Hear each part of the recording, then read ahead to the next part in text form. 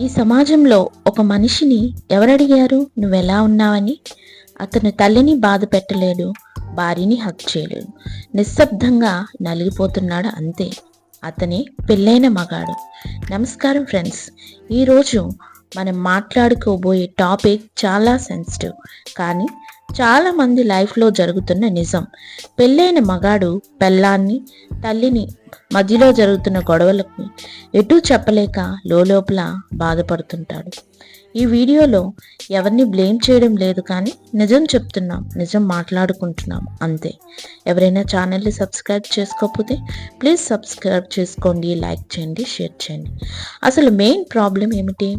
ఒకవైపు అమ్మ కొత్తగా పెళ్ళయి తన ఇంటికి కోడలు వచ్చింది కదా, తన కొడుకు తను ఎక్కడ మర్చిపోతున్నాడో అని, నేను కష్టపడి పెంచాను, ఇప్పుడు నువ్వు నన్ను మర్చిపోతున్నావు అంటుంది. ఇంకో సైడు భార్య, నా వాళ్ళని అందరినీ వదులుకుని వస్తే మీ అమ్మ కోసం నా ఫీలింగ్స్ని ఇగ్నోర్ చేస్తున్నావు అంటుంది. మధ్యలో మగాడు నిశ్శబ్దంగా కన్ఫ్యూజన్, ఎమోషనల్గా వీక్ అయిపోతుంటాడు. డిప్రెషన్, కోపం. కనీసం ఏడవను కూడా ఏడవలేడు, ఎందుకంటే ఏడిస్తే మగాడు కాదని అంటుంది ఈ సమాజం. వీక్గా ఉన్నావు అంటుంది ఈ సమాజం. కాబట్టి మనస్ఫూర్తిగా ఏడను కూడా ఏడలేడు. అసలు రియాలిటీ ఏంటి అనేది ఇప్పుడు చూద్దాం. అమ్మది తప్పు కాదు, పెళ్ళాంది తప్పు కాదు. అసలు ఏంటి ప్రాబ్లం అంటే కమ్యూనికేషన్ లేకపోవడం.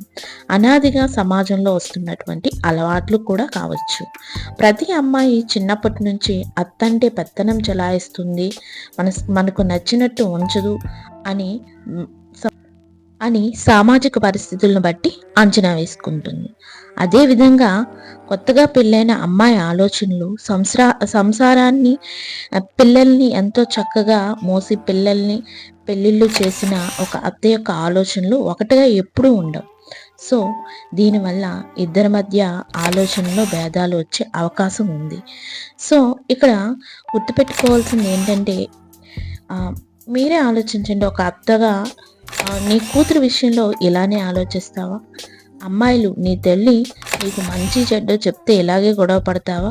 ఈ చిన్న విషయాన్ని ఆలోచిస్తే సంసారం అనేది సుఖంగా ఉంటుంది.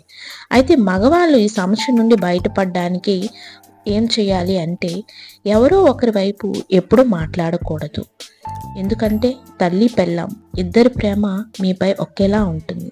స్పష్టంగా మాట్లాడాలి, బౌండరీస్ అనేవి పెట్టుకోవాలి. ఇద్దరికి కొన్ని బౌండరీస్ పెట్టాలి. ఒకరి పద్ధతి నుంచి ఇంకొకరి పద్ధతి దాటకూడదు. ఎందుకంటే మన ఇంటికి వచ్చింది కదా, ఏమైనా పడుతుందని అత్తగా పెత్తనం చెలాయించకూడదు. నా భర్త నాకే సొంతం, నా మాటే వినాలని కోడలు కూడా ఆలోచించకూడదు. కాబట్టి భర్తే వాళ్ళిద్దరి మధ్య కొన్ని బౌండరీస్ని పెట్టాలి. అండ్ వాళ్ళిద్దరి మధ్య కమ్యూనికేషన్ పెళ్లి పైన ఎన్నో ఆశలు, కోరికలు, జీవితాన్ని ఎంతో ఆనందంగా అన్యోన్యంగా ఊహించుకొని కొత్త జీవితంలోకి అడుగు పెడతారు. కానీ పెళ్ళైన తర్వాత ఈ అత్త కోడల మధ్య సమస్య వాళ్ళకి ఎంతో తలనొప్పిని క్రియేట్ చేస్తుంది. కోపం, ద్వేషం, పెళ్లి మీద విరక్తి, భార్య మీద విరక్తి కలిగి ఇంటికి రాకపోవడం, లేట్, ఇలాంటివన్నీ జరుగుతూ ఉంటాయి. ఇదే సమస్య తీవ్ర రూపం దాల్చిందంటే మైగ్రేషన్ అండ్ డిప్రెషన్లోకి వెళ్ళిపోయి దీర్ఘకాలిక సమస్యలుగా కూడా మారే అవకాశం ఉంది. కొన్ని సందర్భాల్లో గుండెపోట్లు అవి వచ్చే అవకాశం కూడా ఉంది. కాబట్టి సమస్య మొదలవుతుంది అన్నప్పుడే ఇద్దరిని కూర్చోబెట్టి, ఇది మంచిది కాదు, ఇలా ఉంటే నేను హ్యాపీగా ఉండలేనని అక్కడితో ఎండ్ చేసుకోవాలి. ఎందుకంటే ఇంటికి వచ్చిన తర్వాత ఏదో ఒక ప్రాబ్లం ఉంటే, సమస్య అనేది పెరిగిపోతుంటే తన ఆరోగ్య పరిస్థితి బాగాలేదని ఇద్దరికి చెప్పగలగాలి.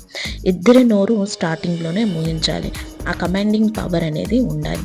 తల్లిని ఎలా ఒప్పించాలో చిన్నప్పటి నుంచి చూస్తాడు కాబట్టి తెలుసు. భార్యని ప్రేమగా మాట్లాడి ఒప్పించాలి. సో ఇది సమస్య కాదు, ఇది మీ ఇద్దరి అండర్స్టాండింగ్ లోపమని వాళ్ళిద్దరికీ అర్థమయ్యేటట్టు చెప్పి వీలైనంత హ్యాపీగా ఉండేటట్టు చూసుకోవాలి. సో ఛానల్ని ఎవరైనా సబ్స్క్రైబ్ చేసుకోతే సబ్స్క్రైబ్ చేయండి. మరిన్ని వీడియోస్ కోసం మా ఛానల్ని ఫాలో అవ్వండి. Thank you so much.